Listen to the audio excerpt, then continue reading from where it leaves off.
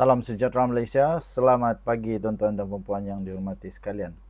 Ini kejutan terbesar yang berlaku selepas sahaja Rafizi diumumkan kalah kepada Nurul Izzah. Ini adalah kejutan paling besar yang tidak disangka-sangka oleh seluruh rakyat Malaysia.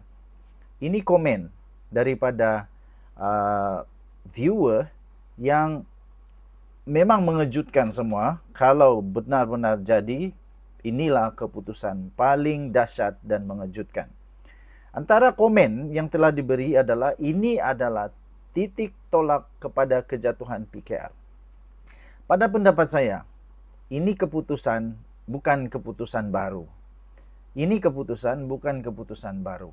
Rafizi sudah pernah mengalami pengalaman ini, tuan-tuan dan puan yang dihormati sekalian. Beliau sudah pernah kalah sebelum ini dalam pemilihan kepada Azmin Ali. Pertama. Kedua, komen yang seterusnya ialah dia kata setuju sangat tindakan Rafizi, yaitu Rafizi tidak ke Kongres. Apa guna hadir Kongres PKR, dia kata. Orang tak perlu lagi dia lagi tak pernah kenang jasa Rafizi untuk majukan parti PKR. Parti PKR bukan macam parti yang lain, tuan-tuan dan puan-puan. Parti PKR bukan macam parti yang lain. Ya. Parti PKR satu parti yang sudah cukup dewasa, sudah cukup matang orangnya, semuanya bagi saya semuanya memiliki kewarasan yang maksimum.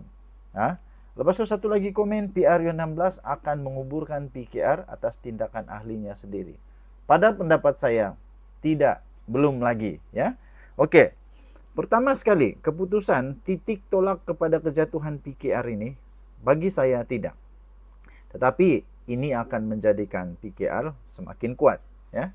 Ini akan menjadikan PKR semakin kuat. Walaupun ramai orang melihat bahawa ini adalah satu perpecahan, tapi jangan hanya melihat kepada satu gambaran kecil, yaitu gambaran persaingan di antara Rafizi dan juga Nurul Izzah. Tapi kita harus melihat kepada gambaran yang lebih besar, kepada nasional punya PKR. Kita melihat kepada kemenangan ataupun terbentuknya satu PKR secara nasional yang semakin kuat. Ramai orang terbentuk persepsi yang salah, yaitu mereka terlalu fokus kepada Rafizi dan Nurul Izzah sehingga lupa gambaran yang lebih besar. Jadi tuan-tuan dan puan-puan, bagi saya pemimpin timbalan presiden ini bukan menggambarkan keseluruhan parti. Bukan menggambarkan keseluruhan parti. Ya, ini hanya menggambarkan di dalam gambaran yang kecil sahaja. Untuk melihat sama ada ini titik tolak kepada penjatuhan PKR itu tidak adil, ya. Itu tidak adil, tuan-tuan dan puan-puan. Kita harus berfikir lebih besar. Ya, kita harus berfikir lebih besar daripada hanya pemilihan timbalan itu. Jadi, tindakan Rafizi, keputusan Rafizi untuk tidak hadir ke Kongres itu mungkin juga kerana beliau perlu a moment of silence. Dia perlu untuk masa sendiri, ya. Dia perlu untuk dia punya personal punya time. Dia perlu untuk bertenang. Jadi, kalau dia datang atau tidak, pada pendapat saya, itu dia punya hak lah. Itu dia punya hak. Walaupun, ya, sepatutnya dia perlu datang lah. Ya. Sepatutnya dia perlu datang. Dan PRU16 akan menguburkan PKR? Belum tentu. Belum tentu. Sebab itu kita perlu melihat secara besar. Kita perlu melihat secara besar. PKR bukan hanya di kepimpinan sahaja, tapi PKR perlu dilihat sampai ke akar umbi. Ya, sampai ke akar umbi. Kerana itu tuan-tuan dan puan-puan yang dihormati sekalian, keputusan sama ada PKR berkubur atau tidak itu belum pasti. Ya, saya pasti ada plan, ada rancangan, ada sudah agenda tersendiri daripada PKR sendiri untuk menangani keadaan yang terjadi sekarang ini. Ini sudah pernah berlaku, bukan tidak pernah berlaku. Azmin Ali kalahkan Rafizi, waktu itu pun sama juga. Begitu juga yang berlaku di dalam parti politik yang lain, tuan-tuan dan puan-puan. Dalam Barisan Nasional sendiri pun adanya seperti ini. Ketika Perdana Menteri yang dulu, yaitu Ismail Sabri Yaakob, dikatakan begitu huha-huha dengan Zahid Hamidi.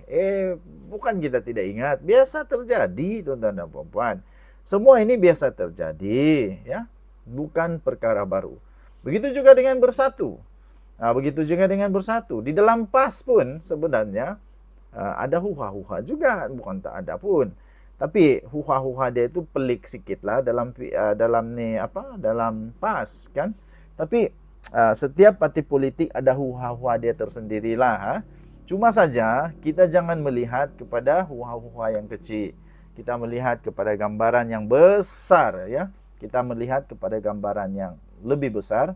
Kita melihat kepada gambaran yang lebih adil, tuan-tuan dan puan-puan yang dihormati sekalian.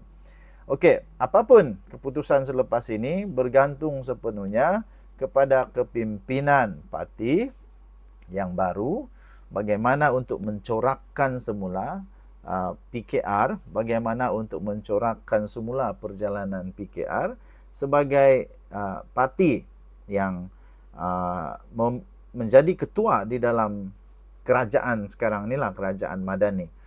Okey.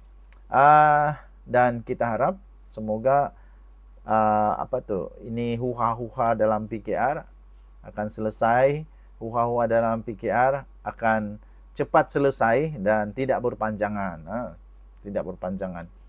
Kemudian andainya Rafizi letak jawatan pun, pada pendapat saya itu pun hak dia juga.